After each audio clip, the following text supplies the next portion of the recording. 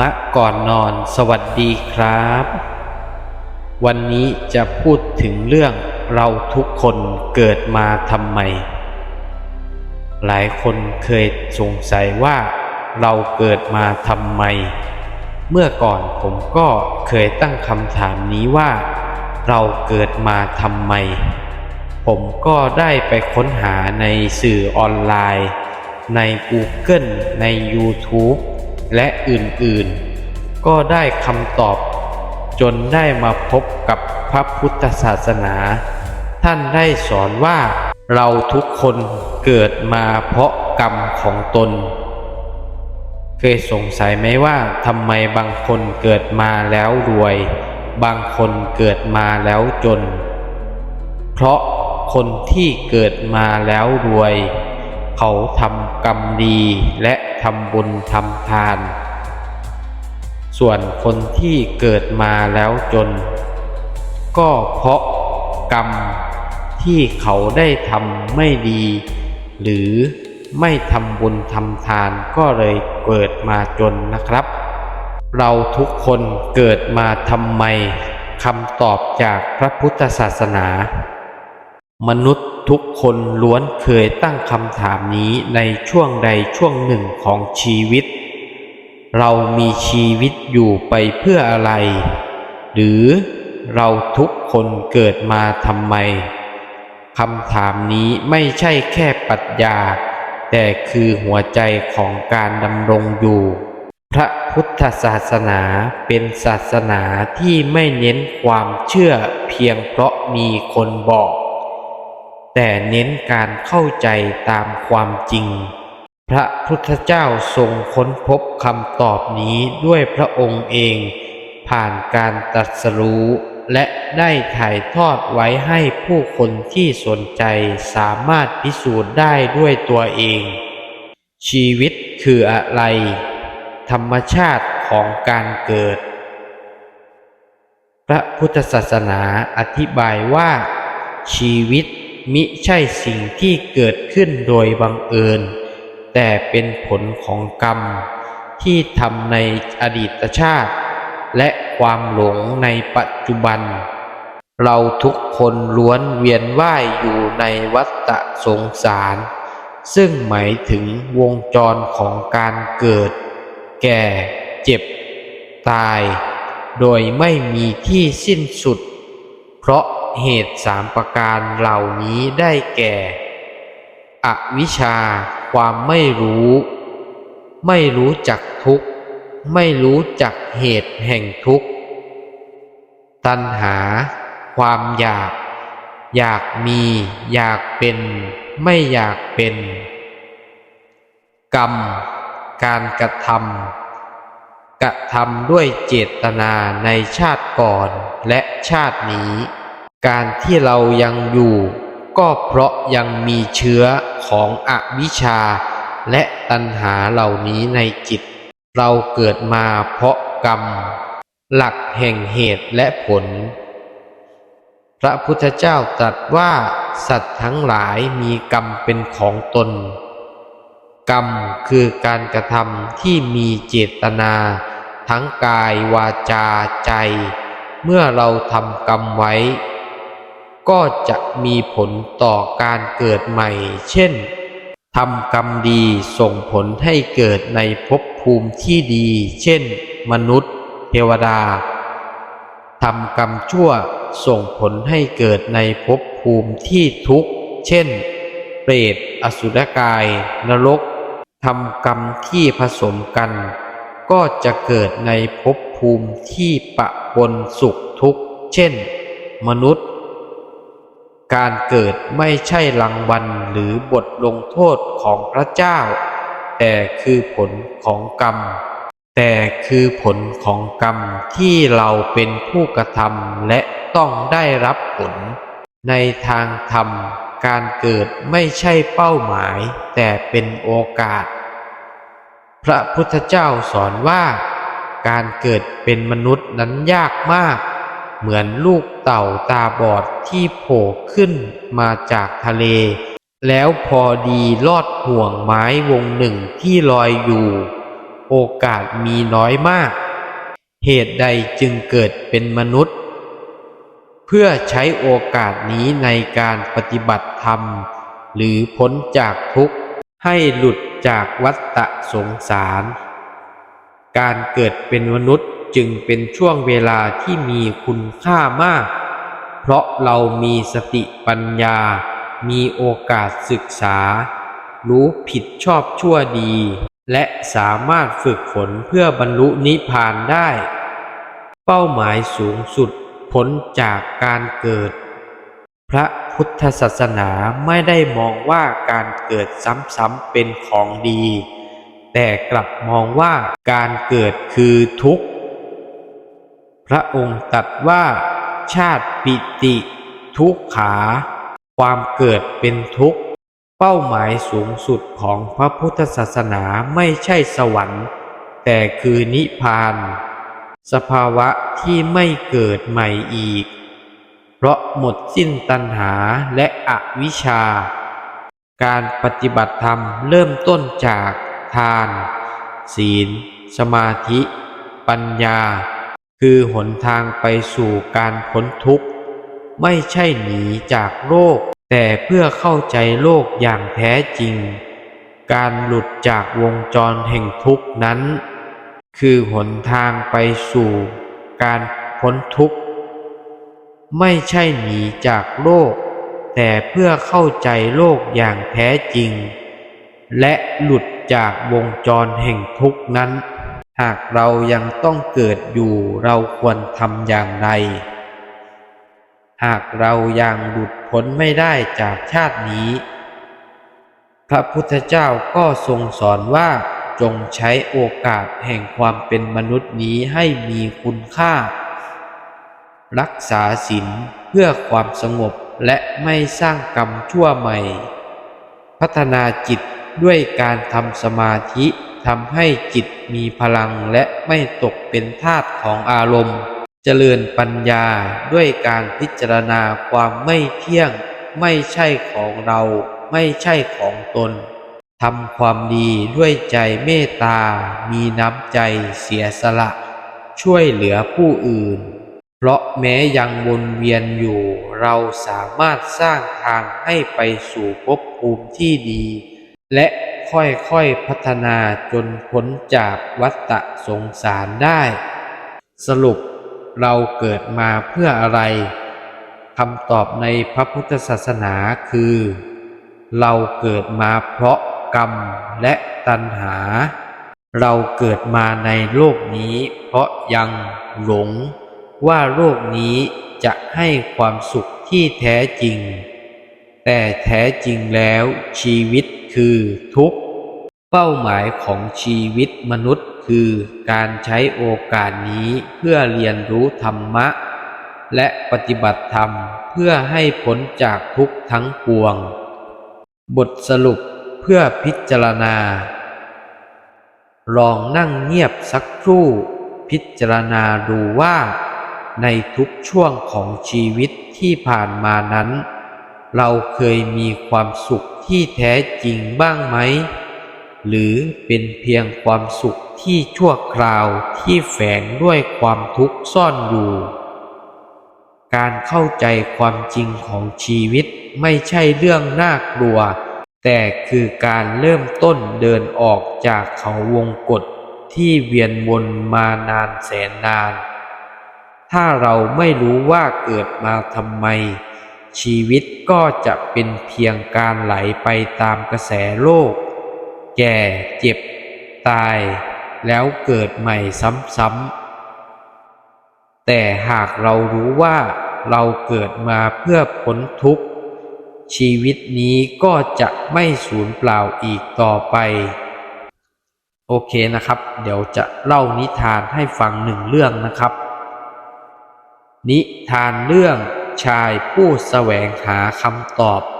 นานมาแล้วในเมืองใหญ่อันมั่งคั่งมีชายหนุ่มผู้หนึ่งชื่อว่าสิริกิติ์เขาเกิดมาในตระกูลคฤหบดีพ่อแม่ของเขามีทรัพย์สมบัติมากมายมีข้าทาสบริวารบ้านเรือนโอ้อาและชีวิตสะดวกสบาย เด็กชายสิริกิติ์เติบโตในโลกที่ใครๆต่างก็อิจฉาแต่ลึกๆในใจเขากลับมีคำถามที่คาใจตลอดมาทำไมเราถึงเกิดมาถ้าทุกคนต้องตายแล้วเราจะเกิดมาเพื่ออะไรในยามเย็นสิริกิติ์ชอบนั่งมองพระอาทิตย์ตกหลังบ้านใหญ่เขาชอบนั่งเงียบๆอยู่คนเดียวคิดไปไกลเกินวัยของเด็กวันหนึ่งเขาถามพ่อว่าพ่อครับเราเกิดมาทำไมพ่อยิ้มเล็กน้อยลูกเอ๋ยเราเกิดมาเพื่อสืบสกุลทำหน้าที่ให้สมกับที่มีบุญเกิดมาอย่าคิดมากเลยสิริกิติ์พยักหน้าแต่ใจเขากลับยังไม่พอใจในคำตอบนั้นเขาถามครูถามนักปรัชญาถามพระแต่คำตอบก็หลากหลายบางคนบอกว่าเกิดมาเพื่อรับใช้พระเจ้าบางคนก็บอกว่าเพื่อเสวยสุขบางคนก็บอกว่าเกิดมาเพื่อละบาปแต่ไม่มีใครให้คำตอบที่ทำให้ใจเขาสงบได้เมื่อโตเป็นหนุ่มสิริกิติ์ได้รับหน้าที่ดูแลกิจการของบ้านเขาเก่งฉลาดทำงานเก่งใครๆก็ยกย่องเขามีทุกสิ่งที่คนในเมืองต้องการเงินทองบ้านหลังงามรถม้าเลิศหรูมีหญิงสาวมากมายสนใจและพ่อแม่ก็หวังให้เขาแต่งงานมีครอบครัวแต่เขารู้สึกว่าใจเขายังว่างเปล่าเขาทำทั้งหมดนี้ไปเพื่ออะไรทำไปแล้วก็แก่แล้วก็ตายบางคืนเขานอนไม่หลับจ้องมองดวงจันทร์แล้วรู้สึกเหมือนชีวิตไม่มีคำตอบจุดเปลี่ยนวันหนึ่งขณะที่เขาเดินทางผ่านป่าริมเมืองเขาเห็นพระภิกษุรูปหนึ่งเดินบิณฑบาตอย่างสงบใบหน้าเย็นผิวเขาซีดตามวัยแต่สิ่งที่ดึงดูดใจเขาคือดวงตาของพระรูปนั้นเป็นดวงตาที่ดูเหมือนเห็นอะไรบางอย่างที่คนทั่วไปมองไม่เห็นสิริกิติ์เข้าไปถามด้วยความเคารพข้าแต่พระคุณเจ้าท่านเคยคิดบ้างไหมเราเกิดมาทำไมพระภิกษุหันมายิ้มแล้วกล่าวเพียงว่าเราทุกคนเวียนว่ายตายเกิดเพราะยังมีความอยากมีอยากเป็นและไม่อยากเป็นเมื่อความอยากดับลงการเกิดก็จะไม่จำเป็นอีกต่อไปสิริกิติ์ถึงกับนิ่งอึ้งคำพูดเพียงไม่กี่คำกับสั่นคลอไปทั้งโลกในใจเขาสิริกิติ์กลับบ้านอย่างนิ่งเงียบเขาใช้เวลาอยู่กับตัวเองอีกหลายวันพิจารณาคำพูดของพระภิกษุชราถ้าเราไม่รู้จักตัวเองไม่รู้จักธรรมะเราจะหลงทางไปตลอดกาลในคืนหนึ่งขณะที่พระจันทร์เต็มดวงเขานั่งพับเพียบอยู่หน้าลานบ้านท่ามกลางแสงจันทร์และเสียงจิ้งหรีดเขาตัดสินใจแน่วแน่เราจะออกแสวงหาคำตอบไม่ใช่ด้วยหนังสือหรือคำพูดของคนอื่นแต่ด้วยใจของตนเองเช้าวันรุ่งขึ้นเขาเข้าไปกราบพ่อแม่ข้าพเจ้าขอออกแสวงหาธรรมเถิดขอทิ้งทรัพย์สมบัติและชื่อเสียงไว้เบื้องหลังแม่ร้องไห้พ่อเตือนสติว่าเขามีหน้าที่มากมายแต่สิริกิติ์กลับกล่าวเบาๆหากข้ายังไม่รู้ว่ามีชีวิตไปเพื่ออะไรการทำหน้าที่ทั้งหมดนี้ก็เป็นเพียงเปลือกนอกพ่อจึงยอมรับด้วยน้ำตา เขาเดินออกจากบ้านไปโดยไม่หันหลังกลับสิริกิติ์เดินออกจากเมืองผ่านป่าผ่านหมู่บ้านเล็กๆหลายแห่งเขาถามไถ่ผู้คนที่ว่ามีพระผู้ทรงธรรมอยู่ที่ใดวันหนึ่งเขาได้ยินข่าวว่ามีพระอาจารย์องค์หนึ่งพำนักอยู่กลางป่าลึกพระองค์นั้นไม่เทศน์ไม่ออกจากป่าไม่รับลูกศิษย์ง่ายๆแต่ใครก็ตามที่ได้พบจะได้รับธรรมอันลึกซึ้งสิริกิติ์เดินผ่าฝน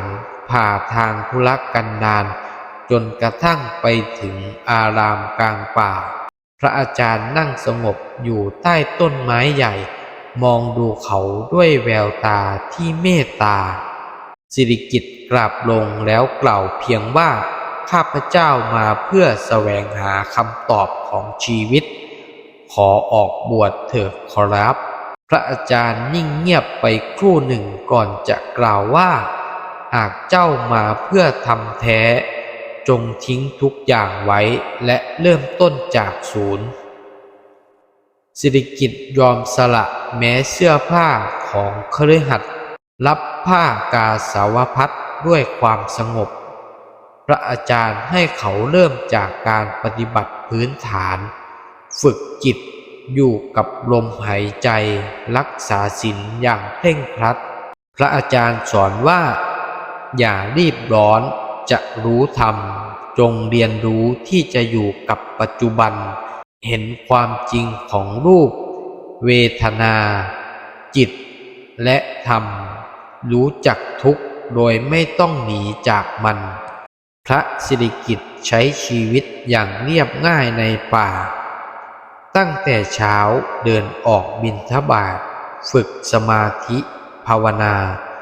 ทำวัดเช้าเย็นฟังธรรมจากพระอาจารย์และนั่งเงียบอยู่คนเดียวใต้ต้นไม้เขาเริ่มรู้จักสังเกตใจตนเองบางวันเขาอยากหนีบางวันก็ขี้เกียจบางวันก็จิตฟุ้งซ่านไม่สงบเลยพระอาจารย์บอกเพียงว่าให้รู้ทันไม่ต้องห้ามไม่ต้องกดข่มแค่รู้เฉยๆด้วยใจที่ไม่ยึดวันหนึ่งในฤดูฝนพระสิริกิติ์นั่งภาวนาใต้เพิงไม้ขณะลมพัดแรงฝนโปรยปลายเขารู้สึกว่ากายนี้หนาวใจนี้สั่นแต่เมื่อเพ่งดูลงไปเขาพบว่าหนาวกายแต่จิตก็แค่รับรู้ความหนาวไม่ใช่เราความรู้สึกก็ไม่ใช่เราจากนั้นเขาเริ่มเห็นว่าเวทนาเปลี่ยนแปลงไม่เที่ยงความคิดมาแล้วก็ไปแม้กายก็จะเสื่อมลงทีละนิดไม่มีอะไรเป็นของตนจริงแท้เลยเขาเริ่มเข้าใจว่าความยึดมั่นคือที่มาของทุกข์และหากปล่อยวางได้ใจก็จะสงบอย่างแท้จริงวันหนึ่งในฤดูแล้งเขานั่งสมาธิอยู่ใต้ต้นโพใจเขานิ่งสงบอย่างไม่เคยเป็นมาก่อนเขารู้สึกถึงความเบาไม่มีความอยากรู้อะไรไม่มีความกลัวอะไรเขาเห็นชัดว่าขันธ์ทั้งห้าไม่ใช่ของตนอัตตาไม่มีในกายในจิตหรือในสิ่งใดๆเมื่อไม่ยึดมั่นทุกสิ่งก็สงบในขณะนั้นจิตของเขาหลุดพ้นจากอาสวะทั้งปวงดับความยึดมั่นในตนดับตัณหาดับอวิชชาเขาได้บรรลุเป็นพระอรหันต์พระสิริกิติ์ไม่ร้องไห้ไม่หัวเราะไม่ตื่นเต้นมีเพียงความสงบเย็นอย่างลึกซึ้งในหัวใจเขายังคงดำรงชีวิตเรียบง่ายยังเดินบิณฑบาตยังปฏิบัติธรรมเช่นเดิมแต่ดวงตาของเขาเปลี่ยนไปไม่มีความหวังไม่มีความกลัวไม่มีความยึด มีเพียงความรู้แจ้งในธรรมหลายปีผ่านไปพระสิริกิติ์ตัดสินใจเดินทางกลับไปยังเมืองที่เขาจากมา เขาเดินผ่านถนนที่คุ้นเคยบ้านเรือนหลังเดิมยังอยู่แต่ผู้คนเปลี่ยนไปมากพ่อแม่ของเขาแก่เฒ่าร่างกายอ่อนแรงเมื่อพวกเขาเห็นลูกชายในคราบจีวรใจเต็มไปด้วยความปิติและความสงบพ่อถามลูกว่าลูกได้พบคำตอบหรือยังสิริกิติ์ยิ้มบางๆแล้วตอบว่าลูกไม่ได้พบคำตอบลูกเพียงแค่หยุดตั้งคำถามและเห็นทุกอย่างตามความเป็นจริงเท่านั้นเองพระสิริกิติ์ไม่เทวนาไม่พยายามแสวงหาปาฏิหาริย์แต่ผู้คนที่ได้อยู่ใกล้กลับรู้สึกสงบอย่างบอกไม่ถูกคำสอนของพระสิริกิติ์สั้นๆแต่เปี่ยมด้วยพลังแห่งธรรมจงมองเห็นความไม่เที่ยงในสิ่งที่เรายึดว่าเป็นของเราเมื่อเห็นความจริงใจก็จะปล่อยเองพระสิริกิติ์ผู้ตั้งคำถามกับชีวิตได้พบว่าแท้จริงแล้วชีวิตไม่ต้องมีคำตอบเพียงแต่เราต้องเข้าใจว่าทุกข์มีเหตุทุกข์ดับได้และทางดับทุกข์ก็มีอยู่จริงเมื่อเห็นทุกอย่างตามความเป็นจริงใจย่อมหลุดพ้นชีวิตจึงสงบงดงามและเต็มเปี่ยมนี่คือนิทานของชายผู้แสวงหาคำตอบที่ค้นพบว่าคำตอบที่แท้จริงอยู่ในความว่างของใจโอเคครับธรรมะก่อนนอนวันนี้ก็ขอจบลงเพียงเท่านี้นะครับขอให้ทุกคนมีสติกับการใช้ชีวิตจงอยู่กับปัจจุบันขณะนอนหลับฝันดีทุกคนนะครับ